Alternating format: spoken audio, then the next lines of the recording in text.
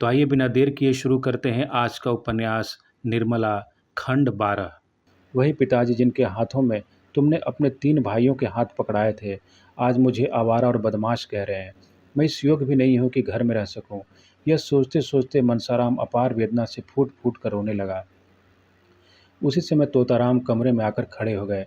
मनसाराम ने चटपट आंसू पोंछ डाले और सिर झुकाकर खड़ा हो गया। मुंशी जी ने शायद पहली बार उसके कमरे में कदम रखा था। मनसाराम का दिल धड़क करने लगा कि देखें आज क्या आफत आती है। मुंशी जी ने उसे रोते देखा तो एक क्षण के लिए उनका वात्सल्य घेर निद्रा से चौंक पड़ा। घबरा कर बोले, क्यों रोते क्यों हो बेटा? किसी ने कुछ कहा है? मनसाराम ने बड़ी मुश्किल से उमड़ते हुए आंसुओं को रोककर कहा, जी नहीं, रोता तो नहीं हो मुंशी जी। तुम्हारी अम्मा ने तो कुछ नहीं कहा? मनसाराम, जी नहीं, वह तो मुझसे बोलती ही नहीं। मुंशी जी, क्या करूं बेटा, शादी तो इसलिए की थी कि बच्चों को माँ मिल जाए, लेकिन वो आशा पूरी नहीं हुई, तो क्या बिल्कुल नहीं बोलती? मनसाराम, जी नहीं, इधर महीनों से नहीं बोली। मुंशी जी, विचित्र स्वभाव की औरत है, मालूम ही नहीं होता कि क्या चाहती है। मैं जानता कि उसका ऐसा मिजाज होगा तो कभी शादी न करता। रोज एक न एक बात लेकर उठ खड़ी होती है। उसी ने मुझसे कहा था कि यह दिन भर न जाने कहाँ गायब रहता है। मैं उसके दिल की बात क्या जानता था। समझा तुम कुछ संगत में पड़कर शायद दिन भर घुमा करते हो। कौन ऐसा पिता है जिससे अपने पुत्र को आवारा फिरते देखकर रंज न हो। इसलिए मैंने तुमसे बोर्डिंग हाउस में रखने का निश्चय किया था, बस और कोई बात नहीं बेटा। मैं तुम्हारा खेलना कूदना बंद नहीं करना चाहता था। तुम्हारी यह दशा देखकर मेरे दिल के टुकड़े हुए जाते हैं। कल मुझे मालूम हुआ कि मैं भ्रम में था। तुम शौक से खेलो, सुबह शाम मैदान में निकल जाया करो, ताज़ी हवा से तुम्हें लाभ होगा।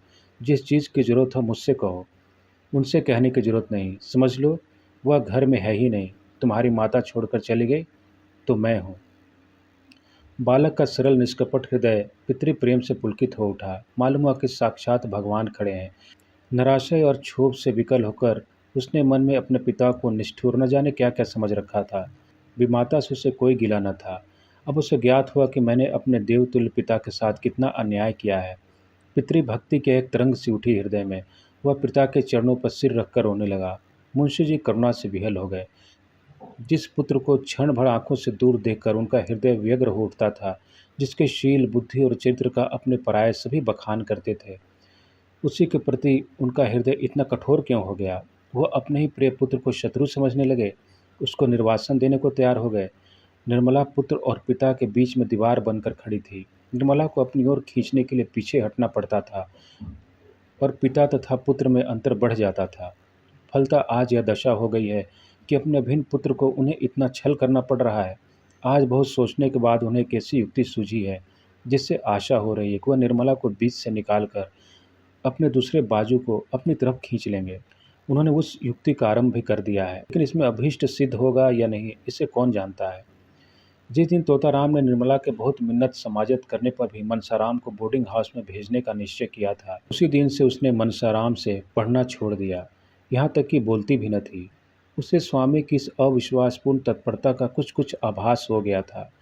ओफ़ो! इतना शक्की मिजाज! ईश्वर इस घर की लाज रखें। इनके मन में ऐसी-ऐसी दुर्भावनाएँ भरी हुई हैं। मुझे इतनी गई-गुज़री समझते हैं। ये बातें सोच-सोच कर वह कई दिन रोती रही।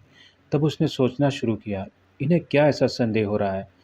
मुझ में ऐसी कौन-सी बात है जो उनकी आँखों में खटकती है? बहुत सोचने पर भी उसे अपने में कोई ऐसी बात नज़र न आए।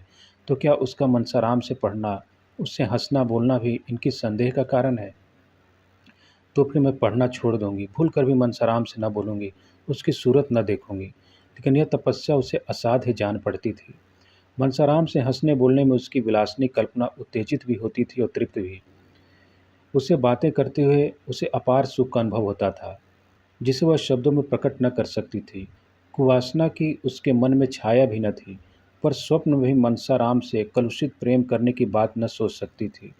प्रत्येक प्राणी को अपने हमजोलियों के साथ हँसने-बोलने की जो एक नैसर्गिक तृष्णा होती है, उसी की तृप्ति का यह अज्ञात साधन था। अब वह अतृप्त तृष्णा निर्मला के हृदय में दीपक की भांति जलने लगा। रह-रह कर उसका मन किसी अज्ञात वेदना से विकल हो जाता। खोई हुई किसी अज्ञात वस्तु की खोज में इधर-उधर घूमती-फिरती, जहाँ बैठती, वहाँ बैठी ही रह जाती। किसी काम में जी न लगता। हाँ, जब मुंशी जी आ जाते, तो वह अपनी सारी तृष्णाओं को निराशा में डुबाकर उनसे मुस्कुराकर इधर-उधर की बातें करने लगती। कल जब मुंशी जी भोजन करके कचहरी चले गए तो रुक्मिणी ने निर्मला को खूब तानों से छेदा। जानती तो थी कि यहाँ बच्चों का पालन पोषण करना पड़ेगा, तो क्यों घर वालों से नहीं कह दिया कि मेरा वहाँ विवाह न करो। वहाँ जाती जहाँ पुरुष के सिवा और कोई न होता। वही यह बनाव चुनाव और छवि देखकर खुश होता, अपने भाग्य को सराहता। यहाँ बुढ़ा आदमी तुम्हारे रूप रंग हाव भाव पर क्या लड्डू होगा। इसने इन्हीं बालकों की सेवा करने के लिए तुमसे विवाह किया है, भोग विलास के लिए नहीं। वह बड़ी देर तक घाव पर नमक छिड़कती रही, पर निर्मला ने चूं तक न की। वह अपनी सफाई तो पेश करना चाहती थी, पर न कर सकती थी। अगर कहे कि मैं वह कर रही हूँ जो मेरे स्वामी की इच्छा है, तो घर का भंडा फूटता है। अगर वह अपनी भूल स्वीकार करके उसका सुधार करती है, तो भय है कि उसका न जाने क्या परिणाम हो। उपन्यास निर्मला का आगे का भाग खंड 13 में